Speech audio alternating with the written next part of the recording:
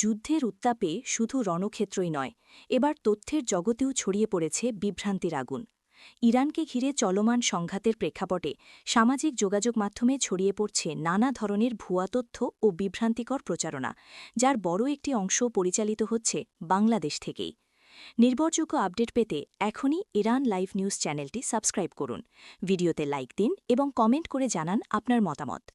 দেশের একটি অনুসন্ধানী গণমাধ্যমের প্রতিবেদনে উঠে এসেছে, ইরান মিলিটারি নামে একাধিক ফেসবুক পেজ থেকে নিয়মিত প্রচার করা হচ্ছে যুদ্ধ সংক্রান্ত বিভ্রান্তিকর তথ্য। এই পেজগুলোতে অনুসারীর সংখ্যা কয়েক লাখ থেকে শুরু করে 10 লাখেরও বেশি। ফলে সাধারণ মানুষ খুব সহজেই বিভ্রান্তিতে পড়ছে। কোনটি আসল আর কোনটি ভুয়া তা বোঝা কঠিন হয়ে যাচ্ছে। বিশেষ করে মুসলিম বিশ্বের আবেগকে কেন্দ্র করে এসব পেজে এমনভাবে কন্টেন্ট তৈরি করা হচ্ছে যা মানুষের মধ্যে ভুল ধারণা তৈরি করছে এবং পরিস্থিতিকে আরও জটিল করে তুলছে। অনুসন্ধানে আরও জানা যায়, এসব পেজের বেশ কিছু পরিচালিত হচ্ছে বাংলাদেশ থেকে। এমনকি এক ব্যক্তি নিজেকে ওই পেজগুলোর একজন অ্যাডমিন এবং ইরানের সামরিক বাহিনীর সঙ্গে সংশ্লিষ্ট প্রাইভেট কন্ট্রাক্টর হিসেবে পরিচয় দিয়ে দাবি করেন ইরানের অভ্যন্তরীণ কিছু ব্যক্তি সরাসরি এসব পেজ পরিচালনার সঙ্গে জড়িত।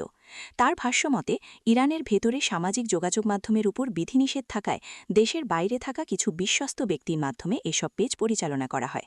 তবে এই দাবির স্বাধীন কোনো যাচাই এখনও নিশ্চিতভাবে পাওয়া যায়নি।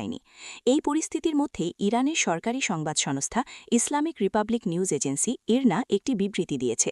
সেখানে বলা হয়েছে, ইরান মিলিটারি নামে একাধিক পেজের মধ্যে মাত্র একটি পেজই সরকারিভাবে স্বীকৃত।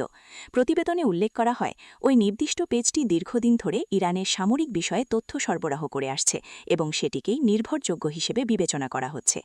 আপডেট পেতে ভুলবেন না, ইরান লাইভ নিউজ সাবস্ক্রাইব করুন, ভিডিওতে লাইক দিন এবং আপনার মতামত কমেন্টে জানান।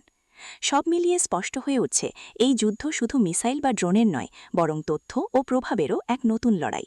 একদিকে বাস্তব যুদ্ধ, অন্যদিকে তথ্যযুদ্ধ। দুইয়ের মাঝখানে সাধারণ মানুষ হয়ে উঠছে সবচেয়ে বড় বিভ্রান্তির শিকার।